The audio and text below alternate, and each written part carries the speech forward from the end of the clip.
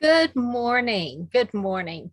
This is Thoughtful Thursdays, and we have a big treat for you today. We have a gentleman that's going to talk about various things to help you be healthier and avoid some of the pitfalls that often come with age but don't have to. I do want to put out just a little thought provoking thing.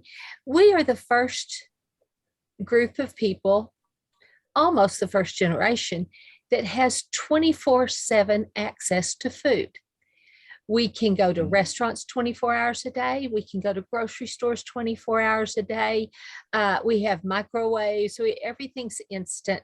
So we have some different health issues that other people probably didn't have in the past.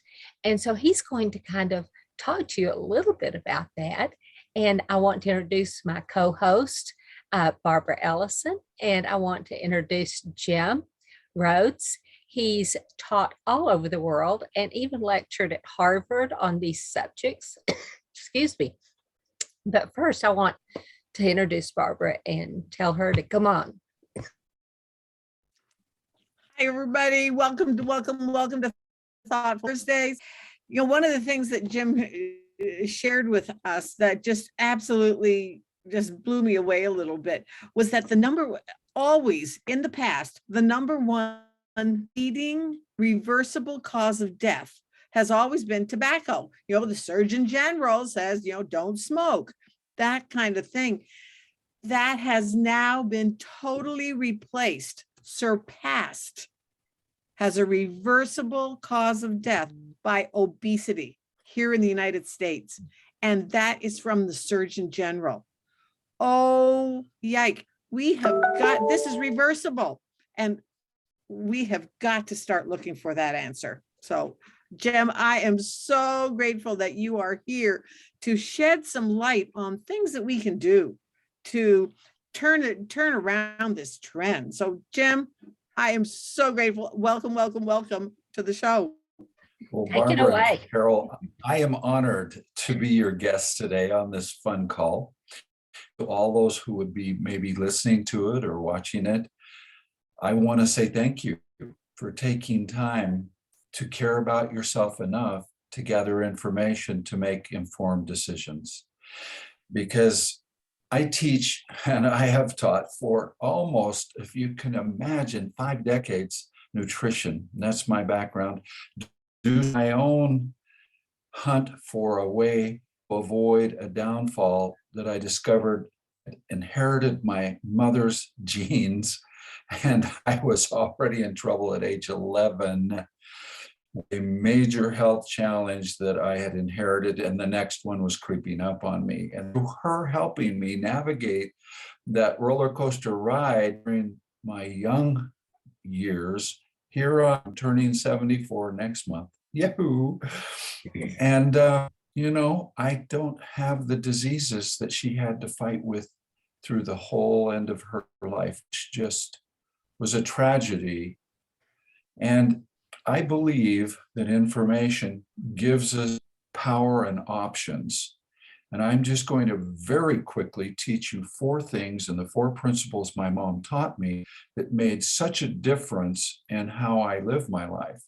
One was nutrition.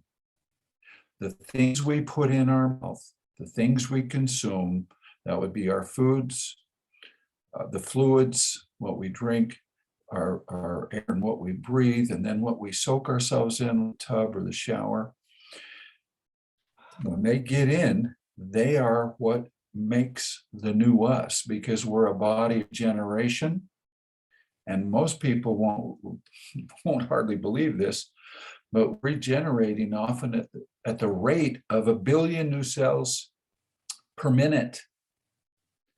So everything you ate yesterday, you're wearing today. Yes, those foods in this awesome body of ours were converted into the cells and the parts of the cells and the energy that is running this body today. So our choices and our lifestyle make a difference. So what she taught me was be careful of what you're going to eat and consume, because that is going to make a major difference in your life. Number two, exercise and hydrate this body of yours. It was meant to move. You don't have to run marathons, but you should spend 30 minutes 5 times a week in some kind of movement to move. The muscles will grow and stay strong and not atrophy. You'll move your lymphatic system to take the garbage out. Number three, watch your stress. Stress is the silent thief of your health, literally. And I've got a lot of a study of what stress does and how much energy stress robs while you're thinking about something that you have no control over. It just keeps rolling. And then you wonder how a cold could migrate into pneumonia overnight when you're under extreme stress. It's because energy got used up here and you couldn't mount a defense against a common cold, and it migrated into something that could be deadly to you. And number four, proper rest. That is the time we're really doing this regeneration program, rebuilding literally and changing out 37.2 trillion cells in the average adult. Now, one of the things that most people don't realize is that approximately 90%, just short of 9%, of all deaths in the United States, that includes all accident, wars, all whatevers, are caused for us, the cause of death, degenerative disease. Okay, these bodies were meant to live a lot longer than we're giving into these degenerative diseases, and I have proof because there are a number of trees that outlive us by over a decade plus and not die from one of the diseases we die from. They die from old age, well into their 80s and even 90s. We're dying way before average we even get to 80. So what in the world are we doing different? We hit one of them, and that was the one you just mentioned. That's obesity. What that does, since the number one cause of death is vascular, do you realize just 5 extra pounds on your body requires your heart to push blood the distance up to the moon and back every 6 months? The extra weight, if it's not 5 pounds, it's 10. Do the math, it's every month. If it's 20, do the math, it's every month. Suddenly we realize why cardiovascular takes 1 out of every 2 people who die in the United States currently. And if we can reduce that fat mass, which is actually a blessing to our body, it was put there as a fuel. And that's what we were going to really get into right now. You had mentioned that people were asking you about this type 3 diabetes, which is new on the horizon, that has just been discovered. And what is type 3 diabetes? Alzheimer's. I have a motto. I want to live till I die. I don't want to die too early and not know who I am and who's bringing me in my path and powdering my behind. That is not a quality of life that I want. Of all the things that I appreciate, it's that I know who I am and I know who I love and want to be around. And if I lose that, that quality of life is not there. And this thing called Alzheimer's or type 3 diabetes is fast approaching. If you were to look at the top 5 leading diseases, take a look at them, they would be cardio, cancer, arthritis or inflammation, type 2 diabetes, and now type 3 diabetes, Alzheimer's. It's just zipped right up there. And you're going, you got to be kidding me. It was rare before. Part of it is lifestyle. Remember those 4 things I said? We've got to choose correctly the food we eat. We've got to exercise, or the obesity can creep up on us. We don't realize that.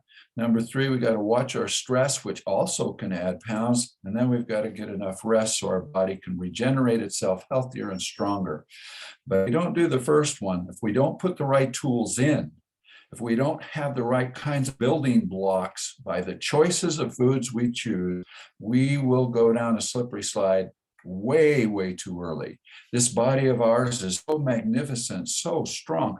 It knows how to heal itself. By the way, a disclaimer. We're not doctors, and we don't heal, and we don't cure, and we don't diagnose. We simply give information, and we give the body the tools it needs with the right forms of food and nutrition. And we do certain things like our exercise, like our rest, like our stress management to make a huge difference on the outcome of how long we get to live. And more importantly, how well we get to live while we're living longer. And that's the real what I think we're looking for. Carol, yes. I have a question for you. How did it come about that I mean, we've heard about dementia and Alzheimer's for years. How did it come about that? Because I'm hearing it not just from you and some of our other friends, I'm starting to hear it out and about more, that they're calling it diabetes 3. In fact, a friend of mine who is a diabetic had heard about that. So how are they, I mean, how are they renaming it? That's okay. They all have one thing in common. That's exactly what we came here to talk about. And that is something that all 5 or 6 of the leading diseases have in common. I have some good friends who are professors at universities, 20 years in biochemistry of research as a professor and a researcher. He has determined that every one of those 5 I just named, which would be your cardio, your cancer, your inflammation and arthritis, your type 2 diabetes, and your Alzheimer's, have this major thing in common: insulin resistance. So we need to look at what in the world that is. And that's where we'll do a deep dive here in just a minute. And I can tell you, for those people who are listening, there is a light at the end of the tunnel about that particular problem or disease. You can help the body heal itself and become what we want: insulin sensitive, not resistant. The resistance is what's building up how much, and we'll talk about that hormone in just a moment. But let's name the 3 diabetes real quick. Type 1. Number 1, not lifestyle. They used to call it child onset, and it was because it's an autoimmune disorder. It's when your own body destroys something in your body or attacks it, creating the problem. And what's happened is the child has a bacteria or a virus, and they get a high fever quite often, and the body really goes after whatever that virus or bacteria is. And while it's on high alert, it runs across the pancreas, which produces the insulin, and it destroys the little islets that produce insulin in its eagerness to get rid of anything it can't identify. Suddenly, this child grows up and finds out that they're a type 1 diabetic and they're insulin dependent. And when they're older, they'll have a little pump in here, but they become very good at choosing foods. They have to, because they have to know, when I eat this food, I need this much insulin. And we'll discuss why the insulin is so important from when we eat our foods. Number 2 is lifestyle caused generally. It's definitely affected by lifestyle, and that is type 2 diabetes. And it is like the 4th or 5th cause of death. And that's amazing. And it shouldn't be. The obesity problem really accents that and sets it off. That creates a lot of insulin resistance right there. But that's not the full thing. And we'll discuss again back to this insulin resistance, why lifestyle is so critical, that we make some good choices, because no one wants to go down that runway of type 2 diabetes, because it usually leads to things like loss of sight, loss of kidney function, and you're on something called dialysis for the rest of how long you get to live. Loss of limbs. due to neuropathy, which is simply the nerves don't get anymore and they start to die, and you're walking on shards of glass when you try to walk, and all kinds of things set in. And that's the limbs, particularly the feet, and the fingers and hands. Diabetes type 2 is not an avenue people want to go down, but type 2 is direct insulin resistance. Here's that light at the end of the tunnel. The body can heal itself from that through a practice that I'm going to share here in a minute, that if we can manage and we can learn how to utilize the life that we can have, even if we're already in that condition, is miraculous. And your doctors are going to be absolutely ecstatic of what you can do for yourself. And then the third one, type 3 diabetes. Yes, Alzheimer's. Type 2 diabetics are also run into it quite often, and they'll just call it, it's a form of dementia. And that's your Alzheimer's again. The loss of cognitive abilities, of memory. And let me actually read to you, there are several major universities that are just now coming out with all of the studies of type 3 diabetes. And this is one of them, and this is what it says. This type 3 diabetes is a term that is proposed to describe the hypothesis that Alzheimer's disease, which is a major cause of dementia, is caused by a type of insulin resistance and insulin-like growth factors dysfunction that occurs specifically in the brain. This condition also has been used by some to describe people who have type 2 diabetes and are also diagnosed with Alzheimer's and dementia. The classification of type 3 diabetes is just recently coming on the forefront.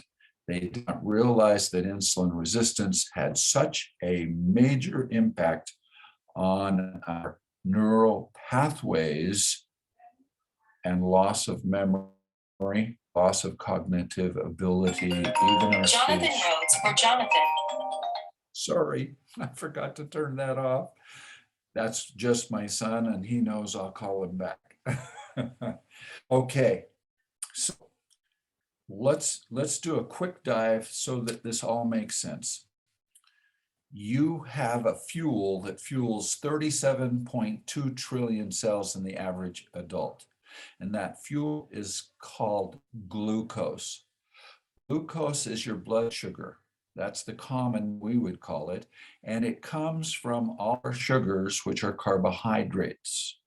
Carbohydrates are used by the body to give the gasoline, the fuel, to every one of the 37 trillion cells. But it has a delivery system. In other words, the truck that delivers the gas to the individual cell is called insulin. And as long as your cells are insulin sensitive, when the gas truck pulls up, the truck has a key to open the door to the cell and put the fuel in. What starts to happen now as young, and we're talking from infancy up to teenage, we burn two sets of fuels. You can go back and forth all the time. They're actually the same fuel, but it's been converted into something else. When you eat extra carbohydrates that turn into the body can't utilize or put in the cell or store somewhere like in the muscles or the liver, all this excess fuel the body wants to keep. And so the insulin is given directive to take it to a specific cell called the fat cell, where a little enzyme called the lipogenesis enzyme takes that glucose and converts it into fat, where it is stored to be used later. You may run out of glucose. Now, our ancestors, gatherers and hunters, went days without eating, and they needed reserve. It was mentioned that we can eat 24/7 now, and so we're not kicking back into what our body was very doing, using the stored fat as fuel.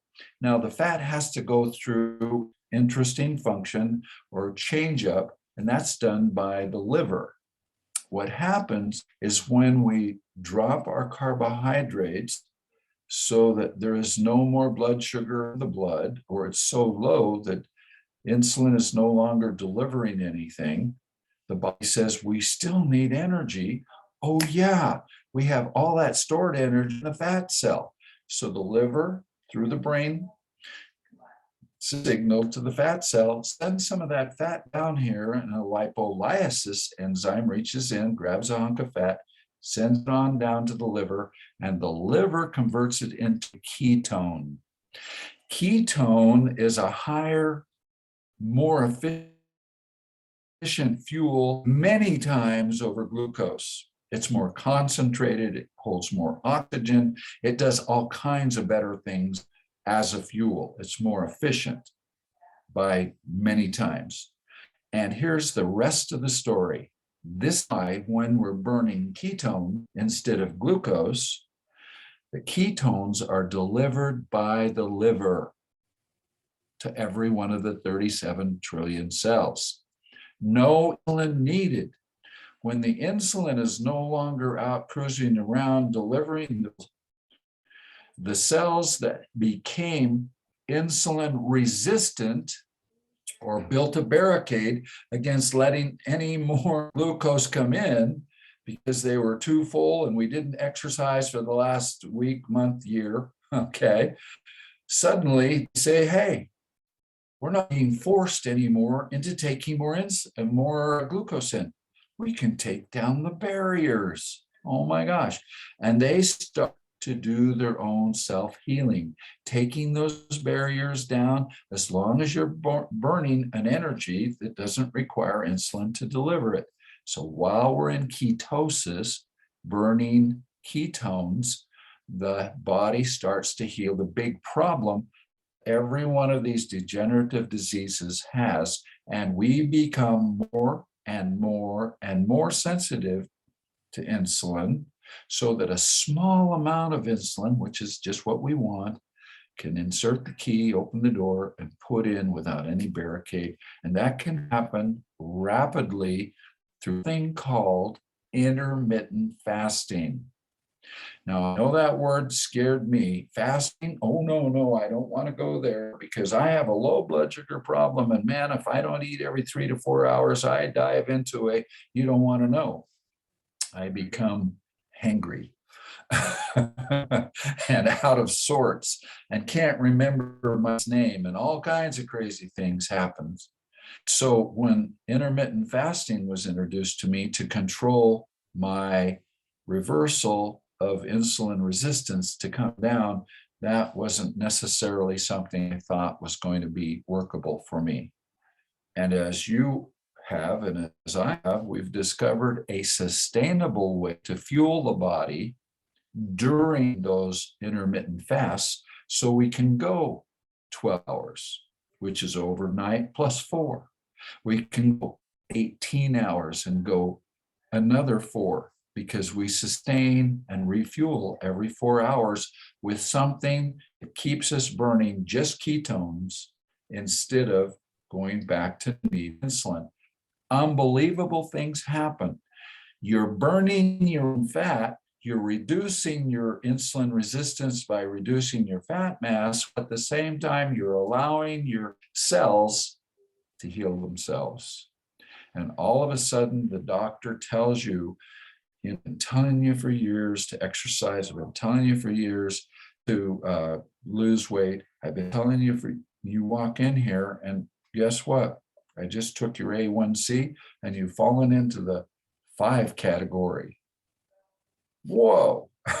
You're going, you got to be kidding me. That's the miracle that can happen. Now, I've been able to utilize this fueling program so that I can put it in my body every 4 hours while I'm awake and use that as my fuel to not only go 18 hours, but 24. And then I was able to extend it, because what happens, you have to retrain your cells, including brain cells, to burn the fat, which is ketones, because it gets out of sync. It's been burning mostly carbs, which is mostly your glucose, which is a very easy, fun for it to burn. And you can retrain it so that it now loves absolute ketones ever as much as it loves the carbohydrates, which create our glucose. And at that point, you can stay in it 24 hours, 48 hours, 72 hours. And for me, that is miraculous. Super mental clarity during this, no energy, better sleep, all of those things. I actually told the people who introduced it to me of how you can do this sustained intermittent fasting. I think we've discovered the fountain of youth, because there's one more thing I would like everyone on this call to write down.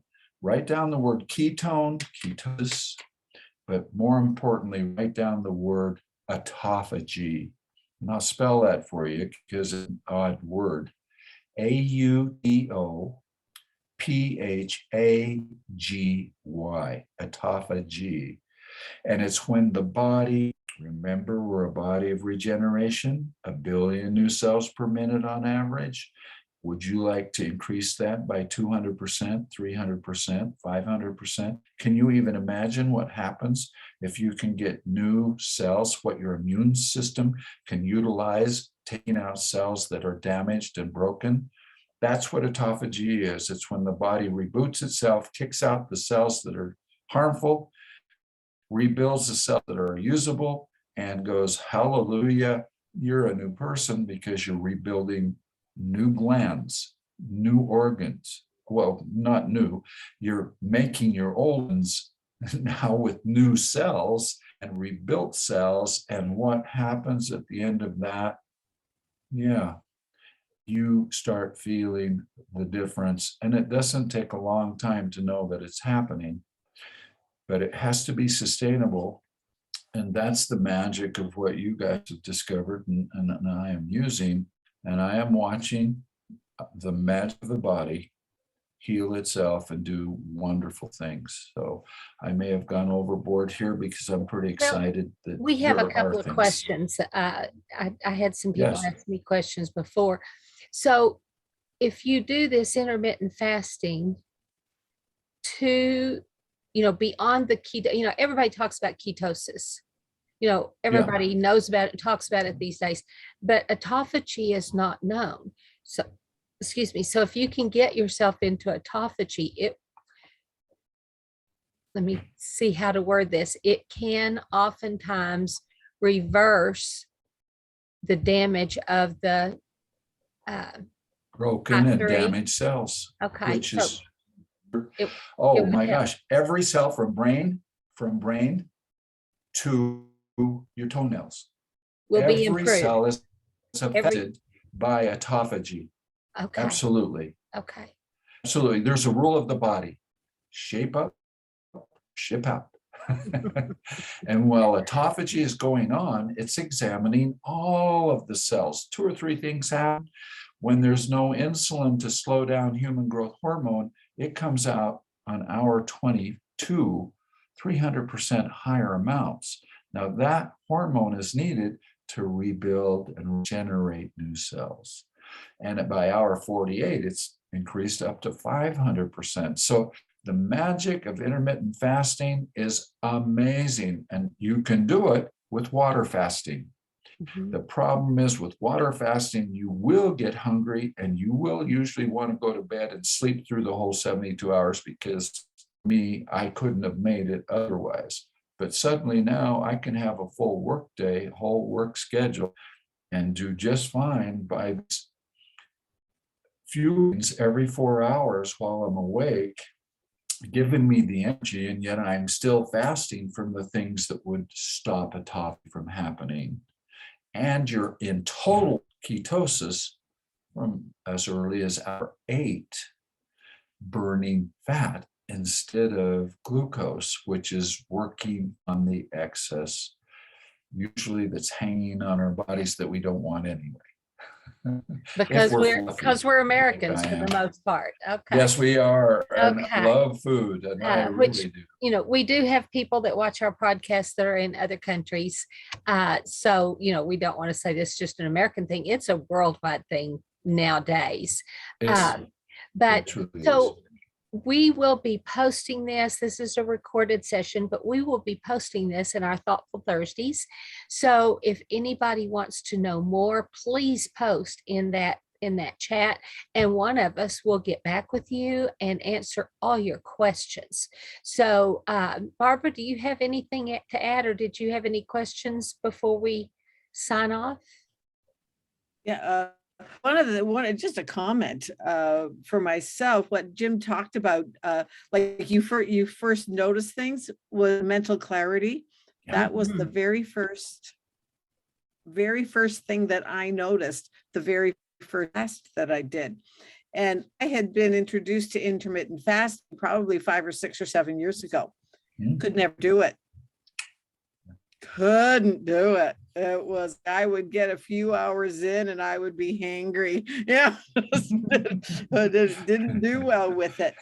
And now with this, the very first fast that you and I did was 60 hours.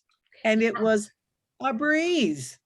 It was fun. It was fun doing it And with it was somebody. And we felt so Yeah. good. And we didn't And know we- we weren't supposed to Yeah. hop in and do a 60-hour fast to begin with. Well, may I address why you were able to go that long? First thing off, you've already been doing healthy things. That tells me a lot about the foods you were already on, the amount of fat on your body, and the fact that the body was able to jump in and start using ketones, and it didn't take several attempts to turn on the ability to use it as a fuel. So you still had lots of energy, if not more, burning ketones. I had lots of fat to burn. And I had Oh. some to burn. And like right now, I have started implementing the intermittent fast on a much more regular basis. And right now, today, I'm 21. And I'm like, this is cool. I just with the right things every 4 hours. And I had my fuel at like 4 o'clock, and I'm like, I'm not even remotely. I'm just feeling great. So, Barbara, welcome to the fountain of youth. You are welcome getting to bigger the every fountain of time you do that. Well, mental I've clarity. just got to say thank you so much, Jim. And we've had so many people talking about the Alzheimer's. People on my Facebook are posting, put purple on your wall for Alzheimer's, because I don't know that there's a family out there that And has my not family- been affected. Yeah, you've got a close 5 generations.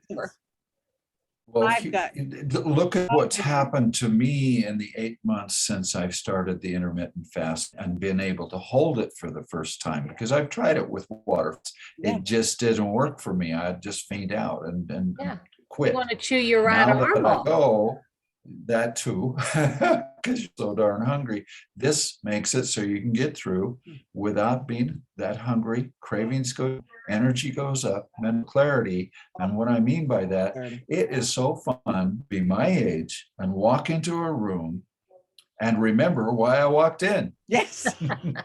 That's bottom line. And then being able to keep up with my grandkids in a race. Yes. And I'm actually getting ready to run a half marathon, which at 74, everybody's going, are you just going to drop dead finish line? I said, I would have, but I'm not now. Yeah. So there is, and and I think that's the biggest thing. We are wondrously made. It says in the Bible that we have the potential to live to 120. Yes. My dad lived to be 102. Wow. So I What a know gene. that I have She's got good long life genes. ahead of me. Yes, she And does. so, and yet in my mom's side of the family, 5 generations of women all had. My mom died, my grandmother, her mother, my aunt, and my sister right now has dementia. And it's like, I am so grateful that now there is a light at the end of the tunnel, because this is absolutely an insidious disease. The Well, rest and of Jim, the I want to, story is that fueling is food. That's Food. the good part. Exactly. That sustains you while you're in this fast. And that is all the difference in the world. You don't have to give up the fun foods that you like to chew on when you're not doing the fast. You can still maintain a fun lifestyle. well, Jim, I just want to thank you so much, because there are so many people running through my brain right now that need to hear That are already this. asking. And I am so excited that we've got you on film now, that to explain the Alzheimer's, and to kind of forewarn people that they're going to be calling it diabetes 3. And they're changing so many things as they learn more. I will say that, as they learn more. Research is But catching up. yeah. And so, as science changes, I've got to say you have stayed on the cutting edge in the nutrition arena. And I thank you for taking time out of your busy schedule, training others to do, all of this, and how to recognize different diseases. And, once again, we are not doctors, and we don't play one on TV, but this is just knowledge that we have brought to the table through our lives. And we want to share with you and say, come on board, let's get healthier. And if you have a family member with dementia, let's get them better. I mean, if nothing else, they'll have a much better experience in their life. Quality. Yeah. Quality. Quality of I life. will go one further. I have We're going worked to run with out of hundreds of people with the insulin resistance type 2 who are living life to its fullest, having experienced what we're talking about here. And that is miraculous, because that disease is